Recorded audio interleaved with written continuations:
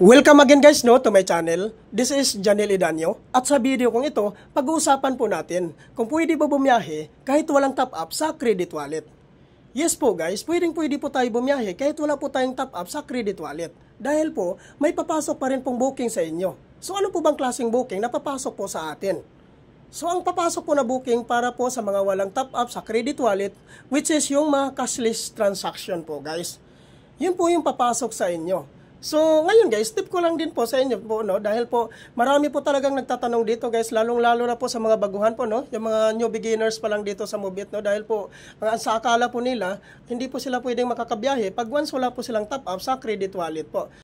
Take note lang po sa mga baguhan pa lang po, pwede po tayong bumiyahe po kahit wala po tayong top up sa ating mga credit wallet. Pag once mapasukan na po kayo ng booking na cashless, so doon na po kayo magtatap up pag once may laman na po ang inyong mga cash wallet po.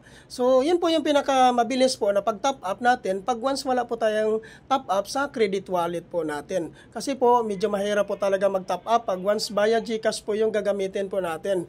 Dahil po sa GCash po meron po kasing minimum po na kailangan po nating i-top up doon, which is napakalaki po yung minimum po doon, 1,000 pesos po. So dati po hindi naman po ganun, dati top up tayo kahit mga 50 pesos, pwede po tayo maka-top up. Pero ngayon po, nasubukan ko nga po, trinay ko kung talagang nagbago na po. So which is bago na po talaga ang minimum po sa GCash po pag once na mag-top up po tayo doon guys. Dahil po 1,000 pesos na po yung halaga po ng minimum doon ng pag-top up po natin.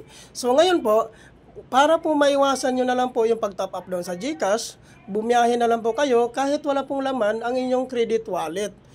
Dahil po, pag once na meron na pong papasok sa inyong cashless, so pag once na may laman na po yung cashless nyo, yun na po yung itatop up nyo, papunta po sa inyong mga credit wallet po. So yan po guys, yun po yung pinakamadaling pag-top up, cash wallet to credit wallet. So wala po yung minimum talaga, kahit magkano po ang i-top up natin, napakadali na lang po ang pag-top up natin sa ating mga credit wallet po. So, ang gagawin nyo lang po talaga, kailangan bumiyahe lang po kayo kahit wala po kayong top up sa credit wallet dahil po may papasok pa rin naman pong booking sa inyo ng mga cashless transaction po. So, pag cashless po, saan po mapupunta ang kikitain natin? Papunta po sa cash wallet. So, once may laman na po yung cash wallet natin, saka na po natin i-top up doon sa ating credit wallet para po mapapasukan na rin po tayo ng mga cash transaction po. So, yun po yung pinaka-the best way po talaga guys na pag-top up po natin para po maiwasan na lang po natin ang pag-top up via GCash po. Dahil po, medyo malaki po ang minimum top up via GCash. So, ugaliin na lang po natin guys na mag-top up po tayo cash wallet to credit wallet.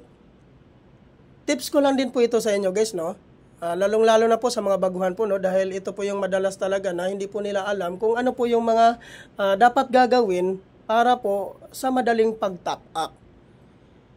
Ang gagawin nyo lang po dito guys, huwag nyong uubusan ang inyong mga cash wallet po. Dahil po, napakadali lang po mag-top up cash wallet to credit wallet po.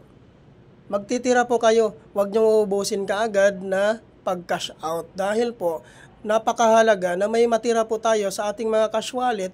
Pag once maubusan na po tayo ng credit wallet, automatic magta-top up tayo via cash wallet to credit wallet. Yun po kasi ang pinakamadali po talagang pag-top up natin sa ating mga credit wallet po, So sana guys, naunawaan nyo ito at sana nasundan nyo itong vlog ko na ito, lalong-lalo na po sa mga baguhan po kasi dahil napakarami pong nagtatanong sa akin dahil hindi pa po nila alam kung paano po mag-top up na napakadaling pag-top up po.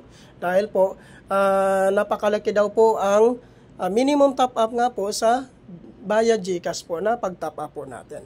So, sana guys, nanawaan nyo ito. Thank you for watching.